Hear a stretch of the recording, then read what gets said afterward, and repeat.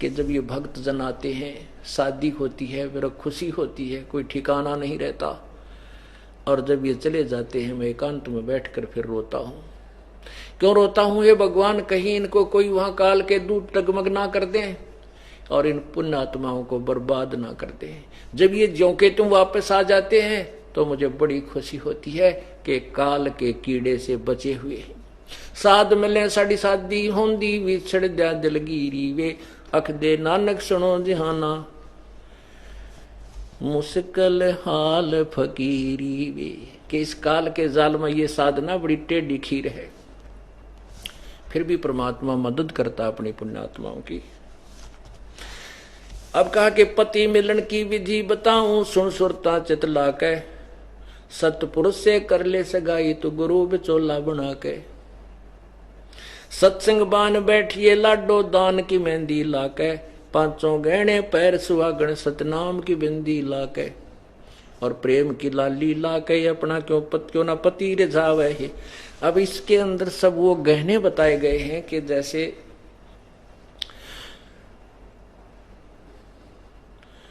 उस पूर्ण परमात्मा से, अविनाशी भगवान से अपना नाता जोड़, और तेरी सगाई करवाने वाला मीडियोकर बिचौला गुरु है।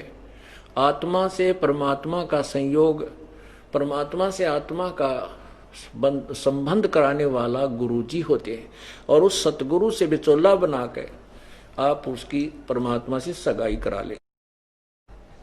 और जैसे बान बैठा करें, इधर रोहतक जिले में विशेषकर, वैसे तो तकरीबन सभी जगह था, वहां कैसे बैठा करते, 7 दिन उस लड़के या लड़की ने अंदर रखा करते, बाहर भी नहीं जान देते थे, उड़ा नवाते हैं, और फिर उसका मटना मसलते, उसने गोरा का साबुन सुबुन तो थे को ना पुराने समय में, ये देसी औषधियाँ हल्दी हल्दी बना के उसको सारा शरीर पर लिपे रखते, तेल चाल लानते, ताकि 5-7 दिन इनको बंद रखो कमरे में, ये थोड़ा गोरे चमके, क्यों धंधा करके काला सावला रंग हो जाता था। तो यहाँ कहते हैं इस अपने रूप को निखारने के लिए, उसके लिए क्या करे कि सत्संग बान बैठिए लाडो दान की मेहंदी ला गए। इस सत्संग रूपी, सत्संग सुनने से आपका वो तेल सा चढ़ेगा, अर्थात आपका रूप निखरेगा, रोजाना नई नई उमंग होंगी, परमात्मा के ज्ञान से आपके अंतःकरण में अंधेरा हटेगा और चांदना सा आपका निखार आत्मा में आता जाएगा। और हाथों पर ये लाल पीले हाथ करने से कोई लाभ नहीं होगा, मेहंदी लगाने से, दान रूपी मेहंदी, अर्थात दान करे हाथों से, ये तेरी वास्तविक मेहंदी है। शील संतोष विवेक अक्षमा, ये 500 गहने पैर सुहागण, फिर सतनाम की बिंदी लाके है। अब बहन बेटियां बिंदी लगाती हैं कि सुंदर लगती हैं, तो परमात्मा कहते हैं अगर सतनाम की बिंदी तेरे पास है तो परमात्मा ने अच्छी लगेगी, नहीं तो यूजलेस काल के जाल में रह जाएगी। और प्रेम की लाली ला के अपना क्यों ना पति रिझावे है। अब क्या बताया है कि जैसे सूरज के आगे बदरा ऐसे कर्म छयारे, प्रेम की पवन करे चितमंजन झलके तेज नयारे। आत्मा और परमात्मा के बीच में ऐसे कर्म रूपी बादल छाए हैं, जैसे सूर्य के बीच में बादल आ जाते हैं तो वो प्रकाश दिखाई नहीं देता, वो सूर्य दिखाई नहीं देता। उसको हटाने की क्या तरीका है कि तेज हवा चलती है, बादलों को साफ कर देती है, और फिर सूर्य ज्यों का त्यों चमकता हुआ दृष्टिगोचर होता है। ऐसे हमारी आत्मा और परमात्मा के बीच में बादल, कर्मों के, पाप कर्मों के बादल छा गए हैं। वो कैसे हटेंगे? जैसे सूरज के आगे बदरा ऐसे कर्म छयारे, प्रेम की पवन करे चितमंजन झलके तेज नयारे। अब परमात्मा प्रेम से मिलेगा। जब आपका इतना प्रेम उसमें हो जाएगा कि आप को कोई दूसरी वस्तु नजर नहीं आएगी। जैसे हम काल से प्रेम करके और अपने सर्व सुखदायी भगवान को भी त्याग दिया, हम डटे नहीं डटे, इतनी प्रबल चाह बन गई उसकी, इतनी ही प्रबल इच्छा आपकी उस परमात्मा में प्यार बनेगा, तब वो आप वहां जा सको। फिर यहां नहीं पीछे मुड़कर देख सकता। जिसका प्रेम जिससे हो जाता है वो सब संपत्ति सब घर त्याग करके उसके साथ हो लेता है। तो ऐसे ही हमारा प्रेम उस परमात्मा में जब बनेगा तभी हम वहां चलेंगे। वो प्रेम कब बनेगा? इन साधनों से बनेगा जो आपको बताए जा रहे हैं, नाम के, दान के, सिमरन के, सत्संग सुनने के, ये सभी ये प्रेम उपजाने के साधन है। अंत में आप में इतना प्यार, इतनी उमंग उमड़कान लग जाएगी, आपका रोम रोम करनाने लग जाएगा, आंखों में जरा सी बात पर उस परमेश्वर की चर्चा चलते ही आंसू बहने लग जाएंगे।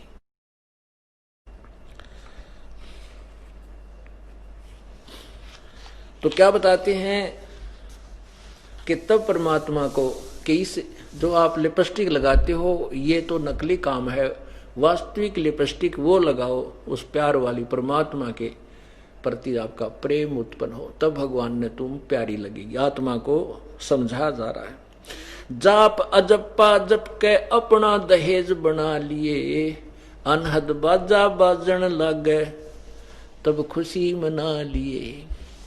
अब लड़की जब प्रसन्न होती है कि ब्याह सगाई होती है, क्योंकि बरात आ गई ना आई, फिर बाजा बाजा, जब उसका विश्वास दृढ़ होता है गाय खुड़का दुड़का होने लग गया, बात बन गई। तो ऐसे ही परमात्मा इस आत्मा को कह रहे हैं कि तू ये श्वास, उस श्वास का जो जाप है अजप्पा जाप सतनाम का, इसको जप के अपने ये धन इकट्ठा कर ले, और फिर आपके यहां अंदर आवाजें आने लगेंगी। ये आपने देखा होगा, इस 2-3 पंथ हैं वो सब घुमा फिरा कर यही छोड़ देते हैं कि कान बंद करो, आंख बंद करो, और फिर एकांत में बैठ कर घंटों तक अंदर आवाज सुनो। इस पिंड में, इस शरीर कहो चाहे पिंड कहो चाहे अंड कहो, इसमें केवल काल के लोक की आवाजें हैं। वो परमात्मा का जो वास्तविक धुन है वो इससे पार है, सतलोक में है। कबीर साहब ने कहा कि अंड और पिंड के पार सो देश हमारा है। हमारे यहाँ की जो आवाजें इसमें सुनती वो नहीं है, एक और अजब आवाज आपको सबसे सुनाई देने लगेगी, जो शरीर से नहीं आ रही होगी, आपको बहुत दूर से आती हुई नजर आएगी, वो महसूस होगी।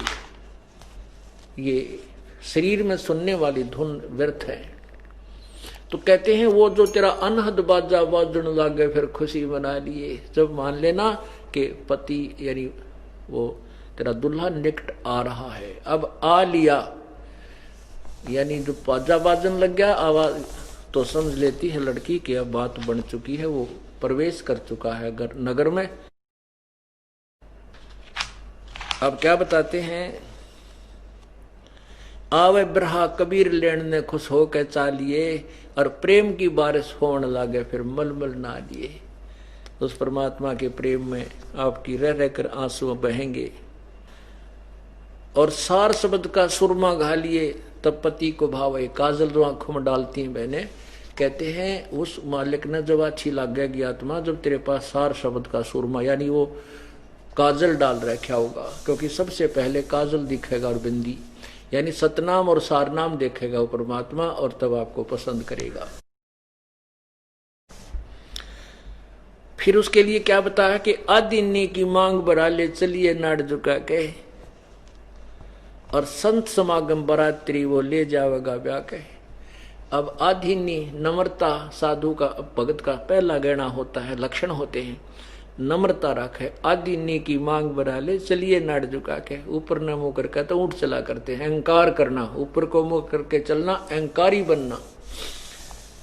और ये संत समागम बारात है इस आत्मा की। वो परमात्मा ऐसे ही तुझे ब्याह ले जाएगा, अर्थात वो अपना लेगा, आपको अपनी समझ लेगा। यही आने से ज्ञान निखरेगा। सुरत नृत्य की डोली तेरी बैठ शिखर में जाके, ये सुरत और नृत्य एक दिव्य दृष्टि बनेगी आपकी, और फिर दिव्य दृष्टि बनते ही ये सब सुरत और नृत्य उस दिव्य दृष्टि के साथ होकर के ऊपर जाएगी। और काल ने बहुत भ्रमणाएं फैला रखी हैं, बहुत ज्यादा आगे हजारों लाखों मार्ग बना रखे हैं। तो वहां एक ऊपर से जब हम चलेंगे यहां से, एक ऊपर से मकड़ी जैसा तार आएगा। मकड़ी का जो तार आपने देखा हो, ऐसा ऊपर से एक तार आपके समक्ष आ खड़ा होगा और फिर आपके साथ साथ वो परमात्मा आगे आगे होगा। और उस मकर तार के साथ आपने बहुत ही स्पीड से ऐसे उस मकर तार के साथ साथ, यानी फिर मार्ग भ्रष्ट नहीं होने देगा, वो आपको साथ ले जाएगा। क्या लिखा है? मकर तार का खेल कांगना अल्लल ध्यान दचा के, उस मकर तार को मत छोड़ना, ये तेरा कांगना खेलना। पहले खेला करते कांगना, हमने देखा तो उसमें कुछ रखा करते, उसने वधू पहले उठाना चाहती है उसका जिसके साथ कांगना खेल रहा वो अपनी तरफ, तो कहते हैं तू अपना झपट के उस मकर तार न पकड़ लिए और फिर पार हो जाना, विजयी हो जाना। बैठ विश्वास सेज बिछा के शब्द छह लावहे, कि इस मार्ग में फिर अविश्वास नहीं होना चाहिए। आपको प्रमाण पूरे मिल गए, सब शास्त्र प्रमाणित हैं, सब उन महापुरुषों की वाणी प्रमाणित है जिन्होंने भगवान पाया कि ये विधि है, ये नाम है और यही प्रमाण है। अब तू विश्वास रखना, डगमग मत होना, इस विधि से तू परमात्मा पावेगी, फिर वो परमात्मा तुझे लेकर जाएगा, अर्थात अपने पास बुला लेगा। अविश्वास मत करना। दिव्य दृष्टि से देख लिए तू अपने पति का सेरा, सुन शिखर में श्वेत महल है जहां तेरे पति का डेरा। इन त्रिलोकी यारों को भूल बावड़ी, इच्छा बीज भस्म हो तेरा। इन यहाँ के इन भगवानों से अपनी आस्था कति हटा ले, आप हट जाएगी। गीता जी अध्याय नंबर 2 के मंत्र नंबर 53 में स्पष्ट किया है कि अर्जुन, जब तेरा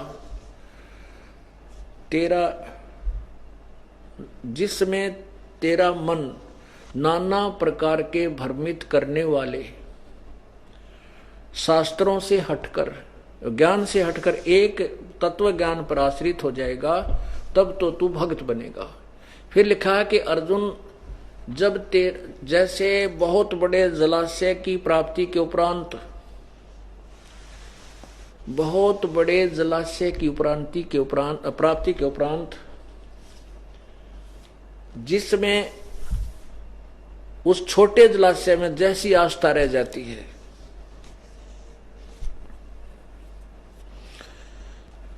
ऐसे ही जिस समय तुझे पूर्ण परमात्मा का ज्ञान समझ में आ जाएगा,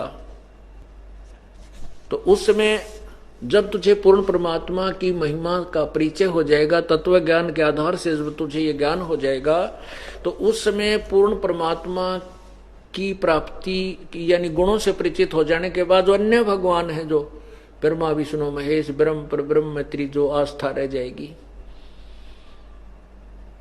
उतनी ही आस्था रह जाएगी। जैसे एक छोटा सा तालाब है और पहले तालाबों पर ही जीवन निर्वाह होता था, उसी में तब पिया करते, उसी में पशुओं को पिलाते थे, उसी से सिंचाई थोड़ी बहुत कर लेते थे। और वो तालाब यदि एक वर्ष वर्षा ना हो तो वो सूख जाता था, तो उस पे आश्रित सभी प्राणी पीड़ा से पीड़ित होते थे, तंग पाते थे। वो सफिशिएंट नहीं था, फिर भी बुरा नहीं था। और फिर ऐसी बहुत बड़ा सरोवर झील मिल जा, लेक, जिसमें 10 वर्ष वर्षा ना हो तो भी पानी समाप्त ना हो, जल समाप्त ना हो, तो वो मिल जाए उस व्यक्ति, उन व्यक्तियों को जो एक छोटे सी तलैया के ऊपर आश्रित हैं, तो फिर उनकी आस्था वो अपने ताम जाम ने सारे न उठा के उसके किनारे जा बस्या करते, वहां छोड़ देते थे। वो तालाब बुरा नहीं लगता उनको, क्योंकि उसमें भी जल था, लेकिन उसके तुलना में उसकी अक्षमता बहुत नाम मात्र थी। वो आप भी अस्थायी था, वो भी पूर्ण रूप से निर्भर नहीं था, और उसके ऊपर आश्रित होने वाले भी आपत्ति में ही रहते थे। तो अब ब्रह्मा विष्णु महेश तो काम चलाऊ सरकार थी, ब्रह्म पर ब्रह्म, हमारा पूर्ण मोक्ष नहीं हो सकता था। अब हमें पूर्ण परमात्मा मिल गया, उसके गुणों से परिचित हो गए, तो फिर हमें ये ब्रह्मा विष्णु महेश ब्रह्म पर ब्रह्म बुरे नहीं लगते, लेकिन इनकी अक्षमता का पता लग गया। तो यहां क्या बताया है, दिव्य दृष्टि से देख लिए तू अपने पति का सेरा, और इन त्रिलोक की यारों को भूल बावड़ी, इच्छा बीज भस्म हो तेरा। इन तीन लोक के भगवानों अन्य देवताओं से आस्था त्याग दे, फिर तुम्हारा इच्छा भस्म, यानी इनमें आस्था ही नहीं रहेगी, तेरा जन्म कैसे होगा हमारा। जहां आशा ता बासा हुई। और इस तत्व ज्ञान से ये बिल्कुल साफ हो जाएगा, यहां आपकी आस्था किसी वस्तु में नहीं रह सकती जब आपको तत्व ज्ञान हो जाएगा। और फिर सिमरन, इतना अद्भुत सिमरन है कि एक श्वास का सिमरन कर लिया तो भी कितना कीमती है। और दिन में परमात्मा को पता है ये आत्मा कितना भजन कर सकती है। काल ने ऐसा जकड़ रखा है इसको, 24 घंटे इंजेक्शन ला देता है, 1 2 4 इंजेक्शन रोजाना लगा देता है। किसी को कोई बीमार, कोई किसी कारण से परेशान है, कोई किसी कारण से, कोई किसी कारण से, तो वो क्या सोचता है कि देखूंगा कैसे वजन करवाएगा ये परमात्मा जब आओगा, इनसे देखता हूं कैसे वजन कराएगा, इनको ऐसा पीड़ित कर दूंगा भगवान की तरफ रुचि नहीं बनेगी। और परमात्मा कहता मेरे पास वो जड़ी है कि इनसे वजन भी करवाऊंगा, और इनके जो इंजेक्शन तू लाओगा उसका जो है एंटी रिएक्शन इंजेक्शन मेरे पास है, वो तेरे इंजेक्शन खत्म कर दूंगा। तेरी जो एक्शन है तेरी दवाई का वो नहीं होगा। अर्थात ये दुखी करता है परमात्मा, आपको सुखी कर देगा, आपके वो दुख निवारण कर देगा। और फिर हमारे को परमात्मा इतना सुखी नहीं करेगा जितना तुम सोच रहे हो। सुख का मतलब ये नहीं है कि आपको पीड़ित रखेगा, नहीं, छोटा कुछ ना कुछ थोड़ा बहुत कष्ट जो आपको देना आवश्यक समझेगा। तो आप ये ना समझना कि मुझे कोई आराम नहीं हो रहा, शरीर में कुछ ना कुछ ठूंठा हो ही रहती है, नाम भी दे रखा है, ये आवश्यक ही होगा, इसलिए परमात्मा कर रहा है। जब आप पूर्ण रूप से सुखी हो जाओगे, ये गारंटीड बात है, नाम ले लो तो कतई नहीं लोगे। तो परमात्मा कहते उस सुख के माथे सिला पड़ा जिसते नाम हृदय जा, और बलिहारी उस दुख के जो पल पल नाम रटावे। परमात्मा ऐसा सुख भी ना दिए जिससे तेरा नाम भूल पड़ जा, और बलिहारी उस दुख के जो तेरी याद बनाए रखे। तो पुण्यात्माओं, परमात्मा आपको वो सुख दे सकता है, लेकिन सुखी होते ही काल आपको उसी समय बलो लेगा, बहका लेगा, ये मन तो जो उसी समय दूर भाग जाएगा। तो इसलिए परमात्मा आपके सर्व संकटों का निवारण करेगा और आपके साथ पल पल में रहेगा। एक एक श्वास, आपका एक कदम भी परमात्मा के संरक्षण से बाहर नहीं होगा जब आप सच्चे मन से परमात्मा की शरण ग्रहण कर लोगे। और फिर अगर परमात्मा साथ ना हो तो काल जो है ना कति कंडम कर दिया हमने। इसलिए भगवान जब आप इसकी शरण में आ जाते हो तो परमात्मा आपके विशेष संग हो जाता है। उसको पता है ये काल अवश्य इसको कोई ऐसा झटका देगा जिससे इसकी दिल ना टूट जाए। यदि हम सच्चे दिल से पतिव्रता पद पर रह करके इसकी साधना करेंगे फिर ये आपको बहुत सुख देगा। कहते हैं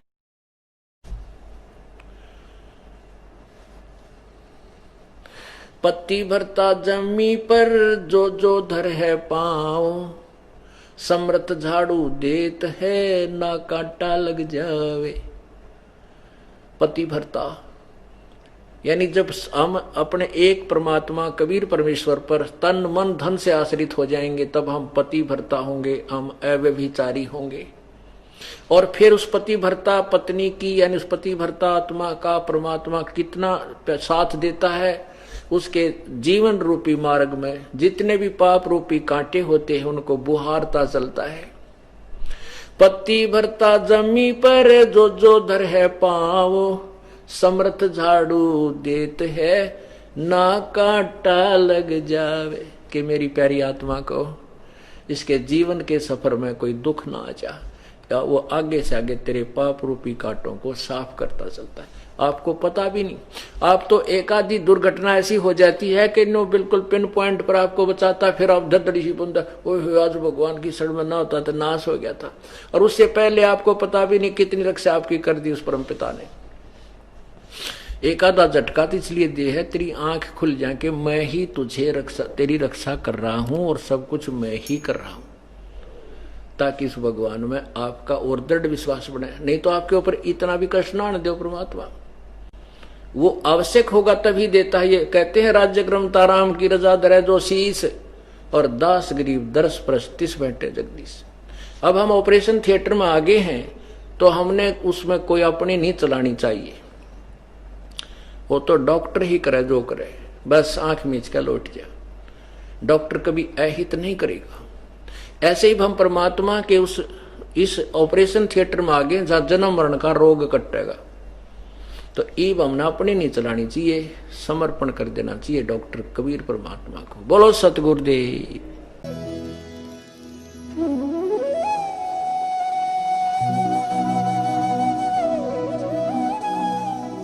अगर आप ये वीडियो YouTube पर देख रहे हैं तो हमारे चैनल को सब्सक्राइब करें और बेल आइकन को दबाना ना भूलें। अगर आप Facebook पर ये वीडियो देख रहे हैं तो हमारे पेज को लाइक करें।